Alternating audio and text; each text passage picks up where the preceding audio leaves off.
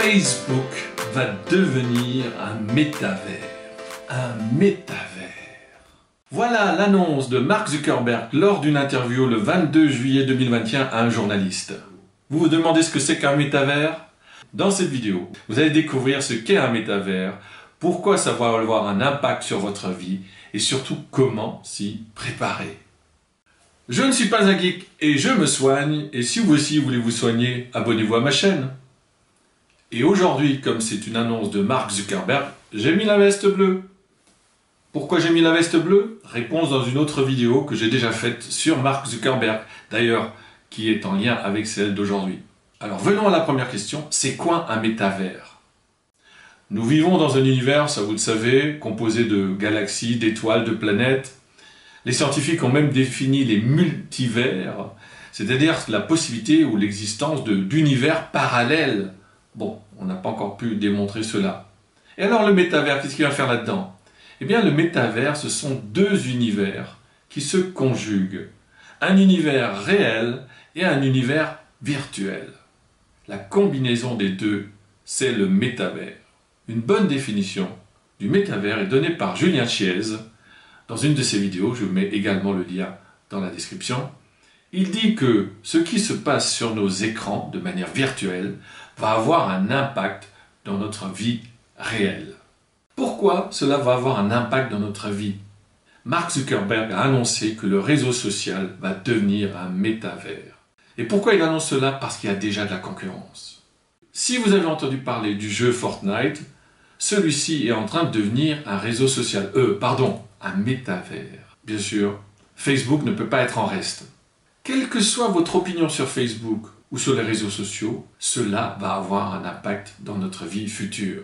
Le métavers, c'est peut-être encore flou pour nous, mais je suis convaincu que c'est très clair dans la tête de Mark Zuckerberg. Et je pense que nous ne sommes pas encore capables de mesurer toutes les conséquences sur notre vie future de ce métavers. Alors, j'ai mis ma veste pour faire plaisir à Mark Zuckerberg, voire dans une autre vidéo. Je vais l'enlever pour être un peu plus youtubeur. Me voilà en youtubeur, un peu plus cool.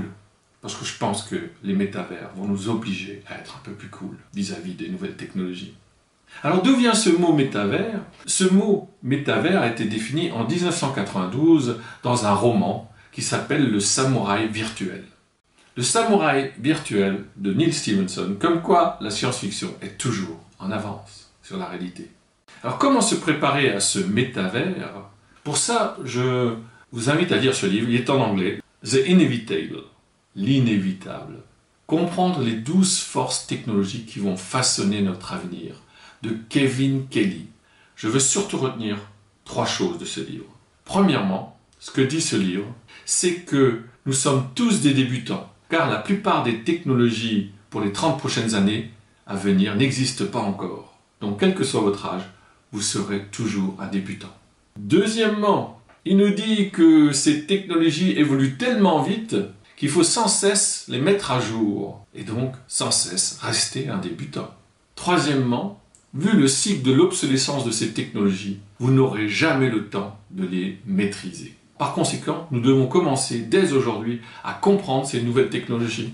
Et pour cela, nous devons nous mettre en mouvement. Pour se préparer à ce métavers, nous devons être un débutant permanent efficace.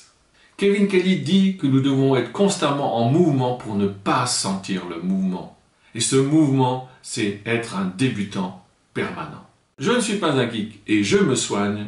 J'ai sûrement démarré trop tard à m'intéresser aux nouvelles technologies, mais il n'est jamais trop tard pour commencer.